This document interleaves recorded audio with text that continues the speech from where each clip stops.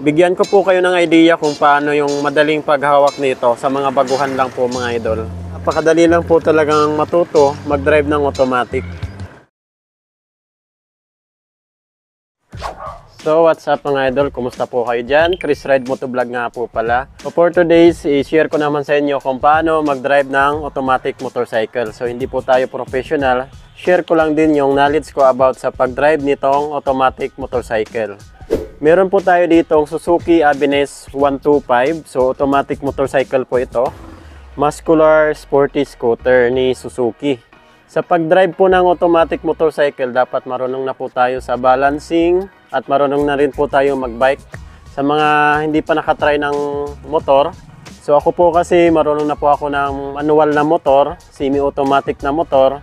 So bago lang din ako natutong mag-drive ng automatic na motor mga idol. So share ko lang din sa inyo kung paano mag-drive ng automatic motorcycle gamit itong Suzuki Avenez 125. Simulan po natin sa riding position. Hanapin po natin kung saan po tayo komportable. Hindi masyadong nakaganon. Hindi masyadong nakaganon mga idol. So, ganito po mga idol. Dapat po nakabend po ito. Ayan. Pangalawa po dyan, dapat familiar po kayo sa mga button dito. Nakalagay dito sa instrument panel gauge. So bubuksan natin. Yan o. Napakadetalyado po nito. Suzuki Avenez. Meron po siyang orasan. Dito natin makikita yung speedometer, odometer, average consumption ng gasolina, yung voltage ng ating battery, makikita rin natin dito pag pinindot natin tong mga select button dito. Ito naman po yung brake niya sa likod.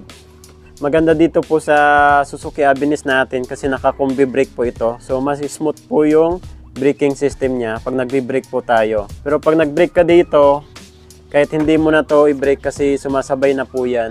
Ito sa left side, nandito po yung high beam, low beam ng ilaw, headlight.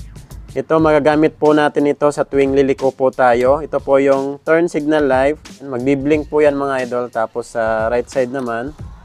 So ayan po. So ito naman po yung horn niya. Yung switch button niya sa right side, nandito po yung kill switch at electric start. Dito po tayo nag-i-start ng motor. Maganda po sa pag-drive ng automatic motorcycle kasi napaka-relax po mga idol. So ilalagay nyo na lang po dito yung paa nyo. Wala na po kayong i-change gear dyan. Unlike sa manual or sa semi-automatic na motor na panay shift ka pa ng gear. So dito relax lang yung paa mo. So lahat dito kamay lang po yung gagamitin natin dito. Bago natin i-start yung motor natin, siguraduhin natin nakabalik po yung side stand niya. Kasi hindi po ito mag-i-start kapag naka-side stand pa po yan. Yun, ito po yung lalabas. Ganyan po. Yan, naka-on na po yan, pero hindi pa po naka-start yung makina niyan. Hawak sa brake, and then pause ng electric start. Yun. Ganun lang po kadali yung mag-start ng makina nito. So medyo maingay lang yung electric start niya kasi naka-carbon brush. Importante na i-start yung motor natin nang walang kahirap-hirap. Mga idol, dumako naman po tayo sa paghawak nitong manubela at nitong throttle niya. So dito po tayo naggagas. So ito po yung nagpapatakbo ng ating motor. So sa paghawak nito mga idol, sa mga baguhan po kasi hindi pa nakatry talaga magmotor, mabigat po talaga yung kamay nila. Kaya po minsan lumulukso yung motor nila. Kasi masyado pang mabigat yung kamay nila mga idol. Bigyan ko po kayo ng idea kung paano yung madaling paghawak nito sa mga baguhan lang po mga idol. So ito po yung kamay natin. Ilalagay po natin dito sa may bakal yan. Itong maliit na bahagi sa ating kamay. Yan po mga idol yan. Yan. Para hindi natin mapiga ng mapiga yung throttle natin kasi napaka-sensitive niyan eh. Kapag baguhan ka, napaka-sensitive pa yan para sa'yo. So, lagay natin dito sa may bakal para hindi po natin mapiga ng mapiga yung throttle niya. So, gumagaspang kasi yung pagpihit natin nito kapag nilalagay natin dito sa may bakal. Para lang po ito sa mga baguhan. Start na po tayo mga idol. Pihitin natin pa konti-konti yung throttle niya.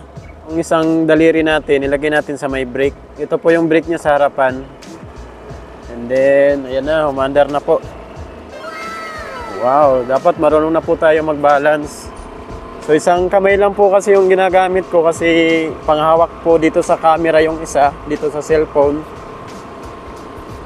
Yan po mga idol, umaandar na po tayo. Yan, relax lang po talaga basta scooter yung motor natin. Tapos pag magbi-brake po kayo, pihitin nyo lang po ito brake niya sa harapan. Pero mas maganda mga idol kapag unahin yung brake yung nasa kaliwa or brake niya sa likod. Mas safe po yan. Unahin natin yung brake niya sa likod. Tapos hindi tayo nakapag turn signal kasi yun walang hahawak kasi ng camera ko. So ganun lang kadali mga idol mag-drive ng automatic na motor. So dito, kakanan po tayo dito. Dapat po mag-turn signal light po tayo. Yan. Hindi ko po kasi ma-turn signal light kasi nakahawak po sa camera yung ano ko. Kaliwang kamay. Yan. Chill ride lang po tayo. So tips naman. Paano po tayo makakatipid ng gas kapag nagdadrive ng automatic na motor? Panitilihin po natin yung ganitong takbo. Tapos makikita natin naka-green, naka-eco. So yan yung tipid niya sa gas. Kasi once na piniga mo yan ng piniga, mawawala po yung green. Lalakas po tayo sa gas. Yan. Subukan natin. Ayan o, nawala. Lalakas po tayo sa gas niyan. Maganda sa motor na to, napakatipid nito sa gas. Ayan yung natakbo ko. Panaypiga pa ako dyan, 47 km per liters. Matipid po sa gas. So ganun lang mga idol, mag-drive ng automatic na motor. Wala ka nang aalalahanin dito. Hawak ka lang talaga sa manobela, and then sa throttle, acceleration, and then sa brake. So kakanan tayo po dito. Kanan po tayo dito. Yun. Unahin yung pihitin yung brake niya sa likod mga idol bago itong nasa harapan. Mas safe po kasi yan. Galing po ako sa manual and then semi-automatic na motor. So bago lang din ako sa pagdadrive ng automatic. So, napaka-easy lang talaga ng automatic i-drive. Yan. Napaka-relax lang. So ang motor pala natin, napakadali lang i-drive. Suzuki Avenez 125cc po ito. So ayan, balik na naman tayo. Panatilihin po natin, unahin natin i-brake yung nasa kaliwa natin kasi ito po yung sa likod na brake. So yun po kasi yung dapat talaga. Unahin natin yung likod na brake bago yung sa harapan. Pero maganda naman dito kahit hindi na kayo mag-brake sa harapan kasi naka-combi brake na po ito. 70% na brake niya sa likod, 30% naman sa harapan. Para ka lang din naka-anti-lock braking system or ABS kasi napaka-smooth po nito i-brake kapag naka-combi brake po yung motor natin. Para magtagal naman yung motor natin, pag open natin ng motor, pag on natin, hintayin natin matapos tong dito sa ano niya, animation dito sa dashboard niya mga idol. So yan, tapos na siya. Tsaka natin i-start yung makina natin mga idol. So dito naman po tayo sa pag-off nitong motor or patayin na yung makina natin. Unahin natin i-post ito off. Yan. Automatic na po yan, ma-off yung battery tapos itong makina natin. Pag kasi nilagay natin tong side stand, so ito para kasi itong kill switch, itong ano niya, side stand niya, ma-off lang yung makina pero yung battery niya naka-on pa rin. Itong dashboard niya, yung ilaw, naka-on pa rin yan. Kaya mas maganda, mas mainam gawin, i-off na lang natin to.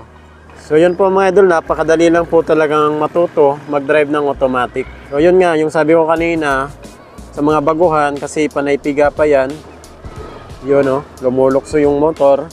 Lagyan nyo lang dito yung kamay nyo. Dali lang yan. Yo, delikado talaga yan kung biglaan yung ano. Kasi malakas yung makina nito, lalo na kung mga 150cc. So chill ride lang tayo mga idol. Balancing lang, ganun lang. dapat pag nagdadrive po tayo ng motor, focus lang po sa harapan. And then, tingin din sa side mirror natin. Yan, sa side mirror natin. Kung liliko tayo, unahin natin tumingin sa side mirror kung liliko po tayo or dito sa may side natin. Yan, kung sa side natin mga idol. So yun lang po mga idol, kung may mga katanungan pa po kayo about sa pag-drive ng motor, ng automatic, comment nyo na lang po sa comment section ng ating video. So hindi po tayo expert, ano lang din tayo, nag-share ng knowledge natin.